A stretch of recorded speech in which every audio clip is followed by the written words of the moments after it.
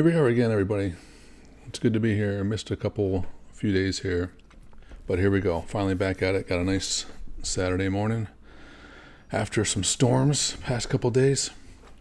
Okay, today, next marathon of videos is going to be themed of pieces, artists that had a immediate, strong influence on my music study, exploration, evolution, and hopefully get some information that be a little unique for this period.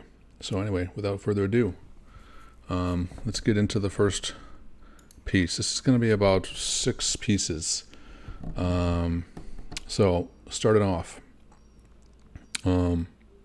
basically the first couple weeks in college, first couple weeks of school, college, roommate introduced me to David Bowie, Ziggy Stardust. He was a DJ at the school radio station.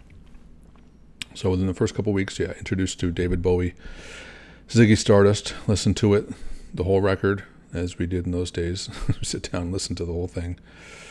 That one had a big effect on me. I'm actually going to play something from his first, not his first record. Obviously, he had a career prior to Space Oddity.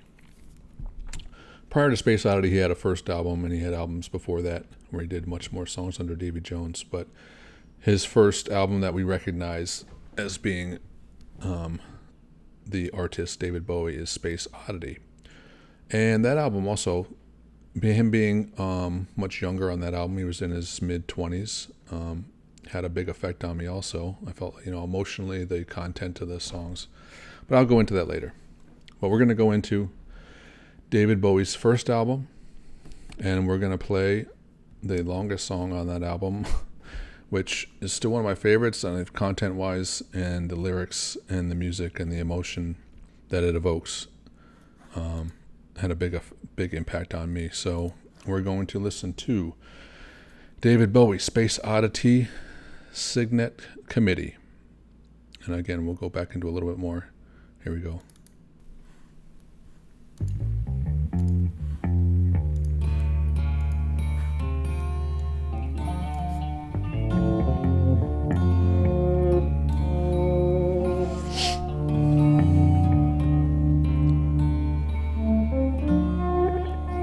Lots of volume swells, very unique sounds, different sounds, guitar sounds, they're otherworldly.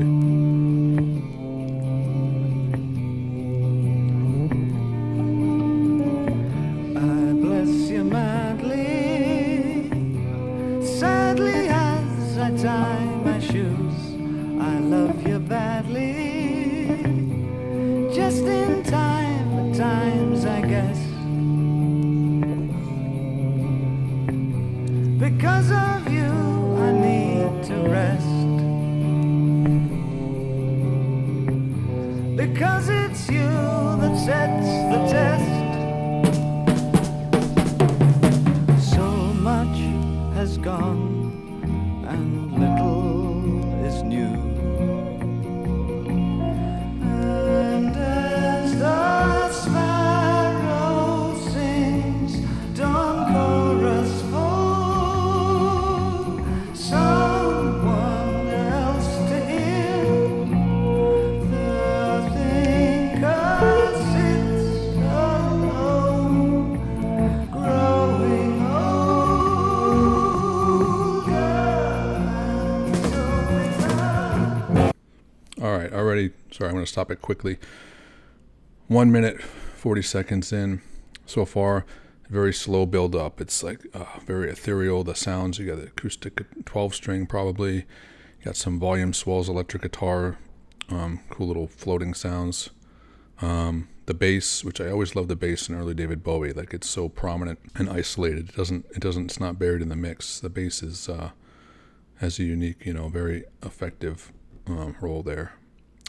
What else? And the voice, and the voice is very like this yearning. It's a discovery, so you can tell he's getting ready to land himself in something. It's sort of an unknown period.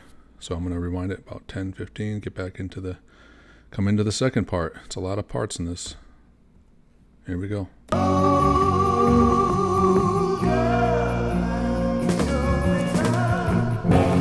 I gave them life, I gave them all.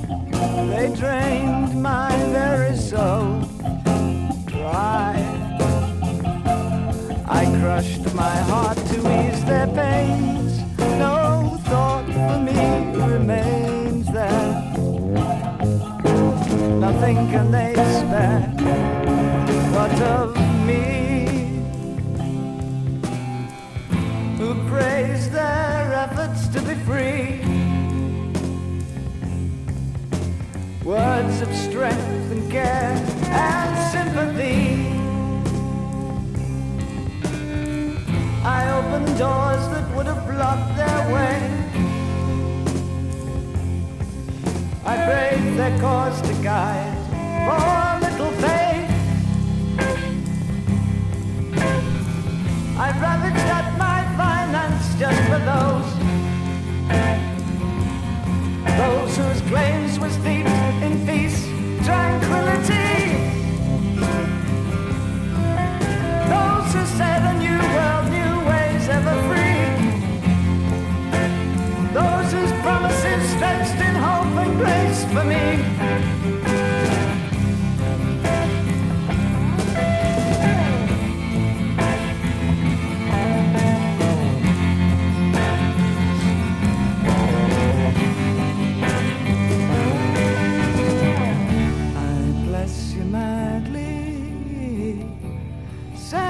As I tie my shoes, I love you badly, just in time at times, I guess. Because of you, I need to rest. Oh yeah.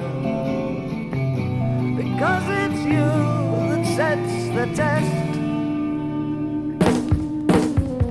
So much has gone and little is new.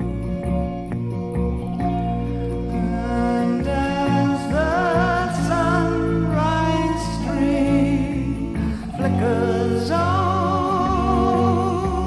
me, my friends talk of a glory untold dream where all is gone and gone is just a word. We had a friend, a talking man, who spoke of many powers he had.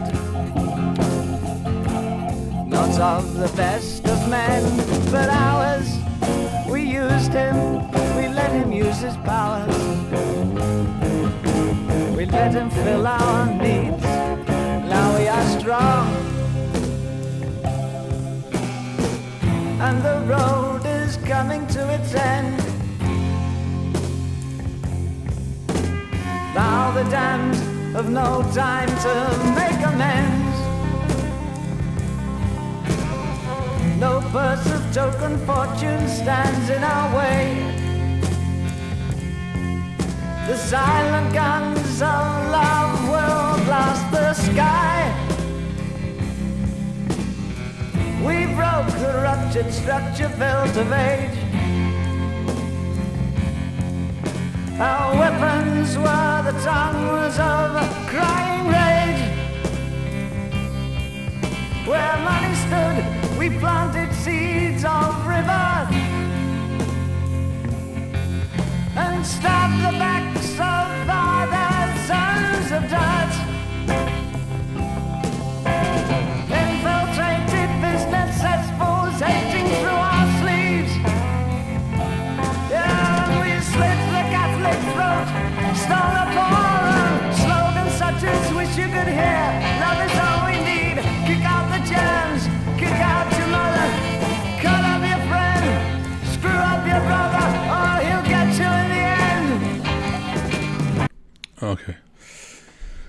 So much he's saying there.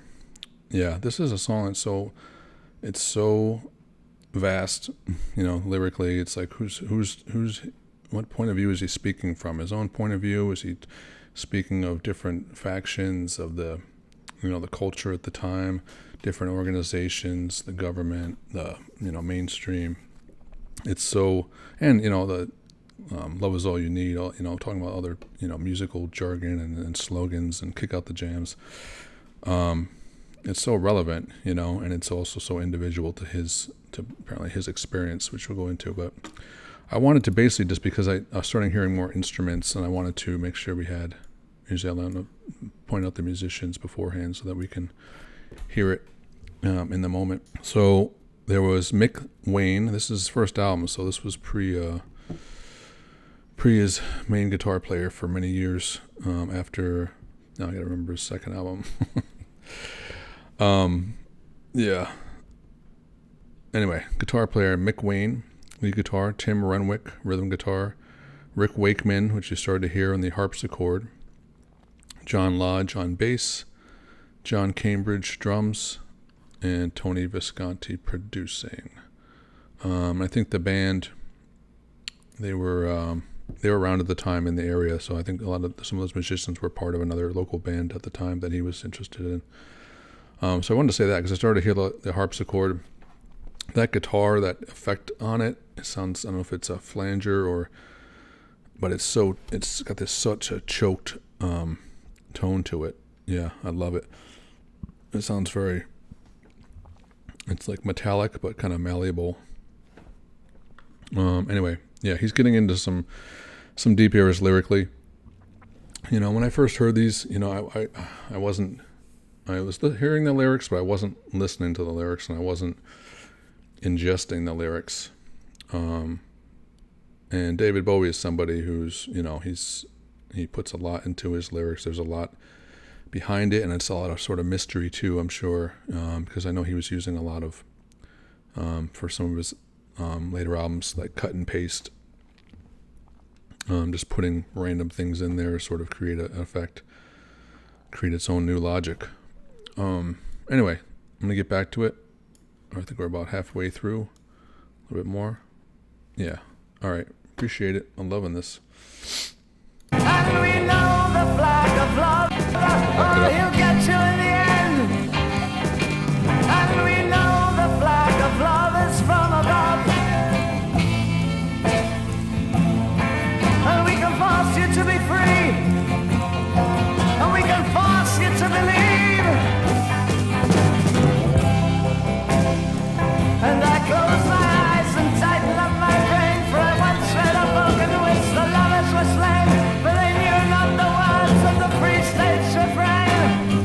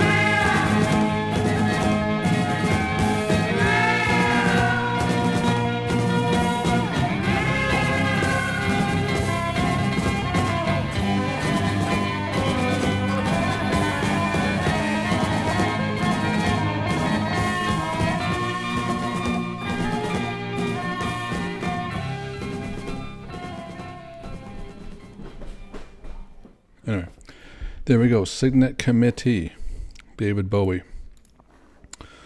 Yeah, that was obviously a giant. It is sort of one of his main manifestos on that album. But I love it. It needs to be. I'm gonna put the lyrics in the first comment because I think it's it's very meaningful. It's very indicative of not just that period, but the period in a person's life. When they're looking for meaning outside of themselves, and different communities and different ideologies, and I think to think of David Bowie in that period is really interesting. As somebody who was as you can see, as he says in his own words, there's a lot of things going on at that time with him and different movements and not just the intentions, but how they end up being able to, how they sort of change gears and how they move around and how they mold and change, which can differ from the intent and just get twisted, more or less. So yeah, a little bit just on David Bowie. So yeah, it had a huge effect on me. Not just the music, the lyric, but even the lyric, you almost through osmosis you get his feelings. Even if it was in a different language, I feel like he would get across what he was talking about and the emotion, the feeling of it. So yeah, it had been a big impact in not just his music, obviously, yeah, the structure, the way he writes songs, the songwriting is all over the place. Like he's very melodic sometimes, but also he's very like abstract. Obviously, he was into art and things like that too. So it wasn't just like a run of the mill. I'm gonna write hits. He was looking to, put out something very genuine and have it be understood.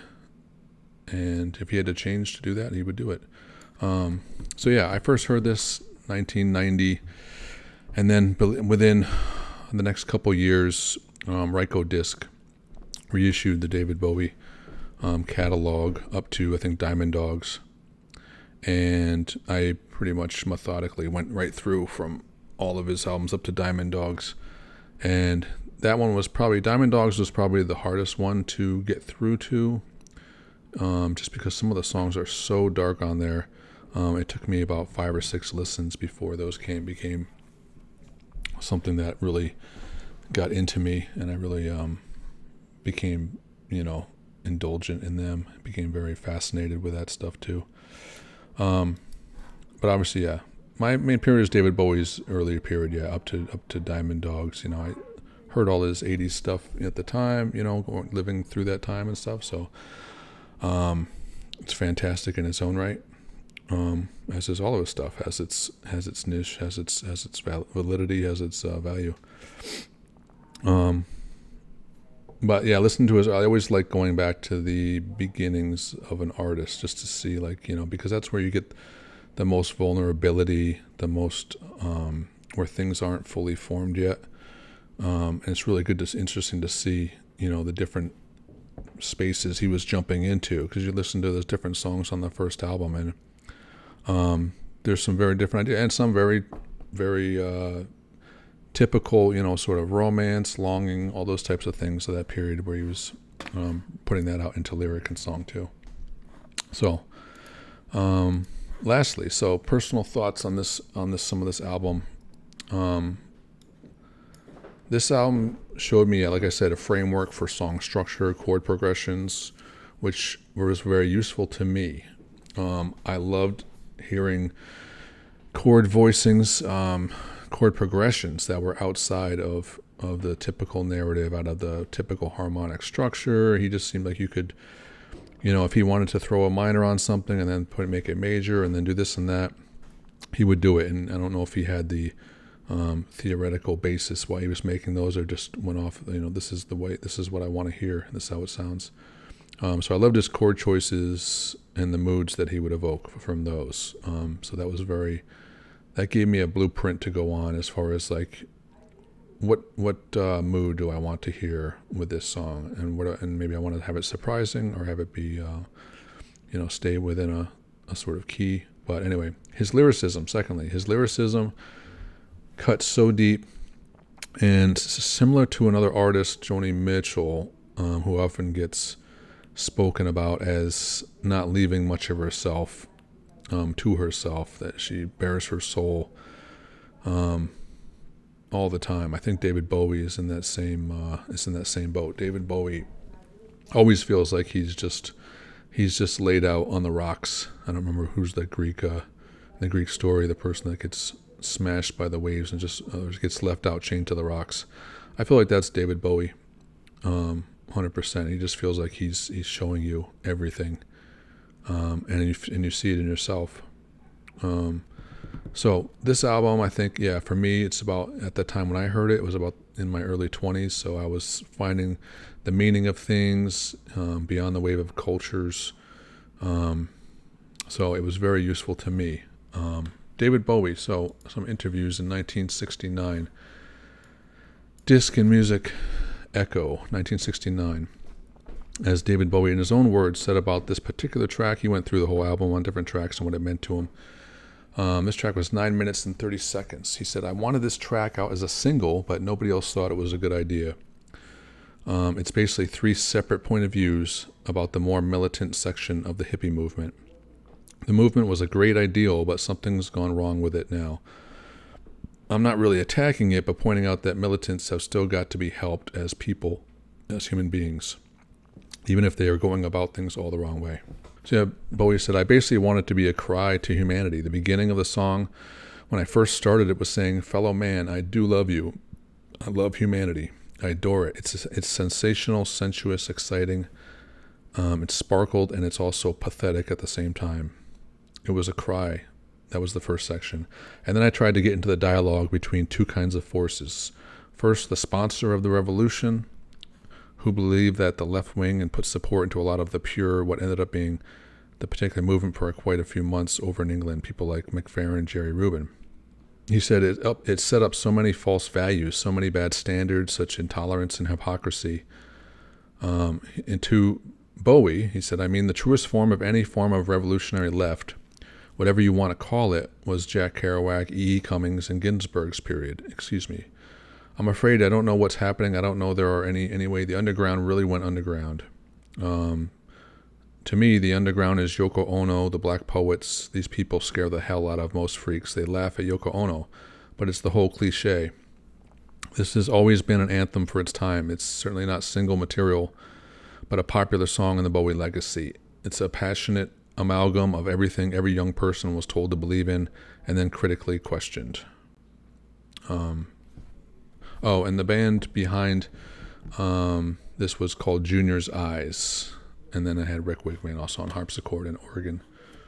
The song, the lyricism, the theme of it is poignant and evergreen to people of any age, but particularly to people who are searching for meaning and truth and finding the criticisms in some of the ones that they gravitate towards, which is it's obviously it's every time, to me, it's every time, any age, and I'm not going to get into today's period, but the idea of truth is obscured as always. So David Bowie, and we're going to do more David Bowie on the channel, obviously. I'm not sure if I'm going to do it as an album. I'd like to do it as an album because I think that's the way to experience it. But it may be on some other lists, some other themed shows for that will come under different categories for me. But again, this category is specific artists that had an immediate and powerful impact on my music, my evolution, and study, analysis, and all that. So David Bowie was a big one. A different version that some of you may or may not have heard. And here we go. We'll go out on this. Have a good one. We'll see you next time.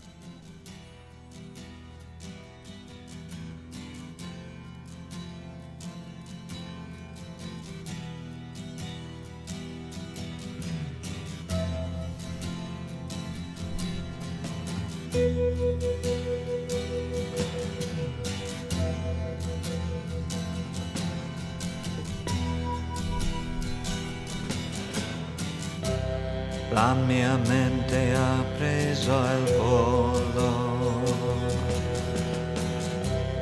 Un pensiero, uno solo. Io cammino mentre dorme la città.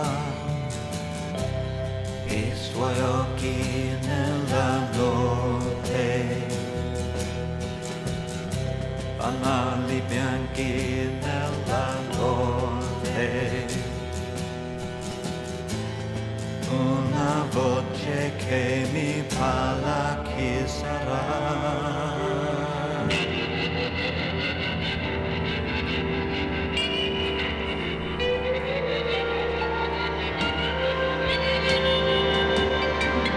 Dimmi ragazzo solo dove vai, perché tanto dolore hai perduto senza dubbio un grande amore, ma di amore è tutta piena la città.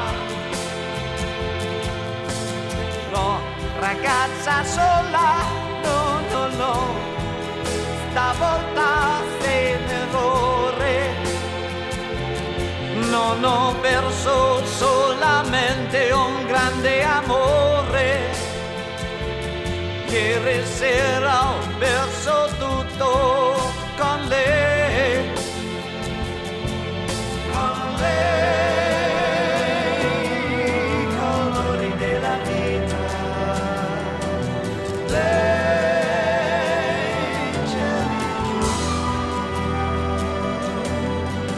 una come lei, non la troverò mai più.